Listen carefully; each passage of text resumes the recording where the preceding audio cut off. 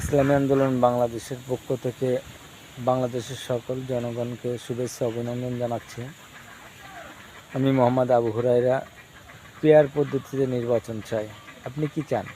Pair পদ্ধতিতে নির্বাচন, কারণ শতকরা 40% ভোটে মানুষ বিজয় হয়, আর 60% ভোটে কিন্তু মানুষ বলে যে ভোট পচে যায় না। এই জন্য আমাদের আমির মুফতি সৈয়দ মোহাম্মদ রেজাউল করিম পীর সাহেব হুজুর চরমনায় বলছেন, আগামী দিনে পেয়ার পদ্ধতিতে নির্বাচন হবে। সেই লক্ষ্যে আমি ফকিরহাট থানা এবং বাগেরহাট জেলা থেকে আমি বলছি, আমি পেয়ার পদ্ধতিতে নির্বাচন চাই। আপনি কি চান? কমান্ডের মাধ্যমে জানাই দেবেন যে আপনি কোন পদ্ধতিতে নির্বাচন চান। আপনার কি পেয়ার পদ্ধতিতে ভালো হয়?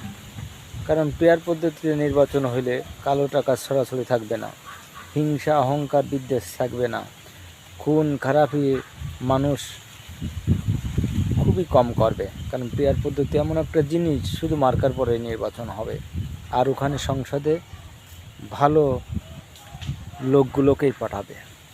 আর আগামী দিনে যারাই চাচ্ছে যে না আসলে আমরাই ক্ষমতায় যাব, তারাই কিন্তু আসলে তাদের কতটা সঠিক জনগণ তাদের পিছে আছে তারা হয়তো বুঝতেছে না, কিন্তু আবেগে বলতেছে অনেকে। আবেগে বলা যাবে না, বিবেকের সাথে দেখুন যে আপনারা বিভিন্ন জায়গায় চাঁদাবাজি, লুণ্ঠন, বাটফারি, টেন্ডারবাজি এগুলো করতেছেন। জনগণের মন থেকে আপনারা ফারেক হয়ে গেছেন। তাই আসুন আমরা সবাই 92% মুসলমানের দেশে ইসলামী আন্দোলন বাংলাদেশের ছায়াতলে আসি, পেয়ার পদ্ধতিতে নির্বাচন করি এবং আগামী দিনে কোরআনের আইন বাংলাদেশে বাস্তবায়ন করার লক্ষ্যে হাতে হাত কাঁধে কাঁধ মিলিয়ে আসুন সবাই কোরআনের বিধি অনুযায়ী আমরা ব্যবস্থা সবাই আমরা করতে হবে ইনশাআল্লাহ। হিন্দু, বৌদ্ধ, খ্রিস্টান, মুসলমান সবাই আমরা আগামী দিনে ইনশাল্লাহ হাত পাকায় ভোট দেব।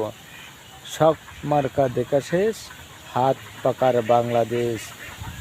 নেতা নয় নীতি চাই, পীর সাহেব চরমনায়।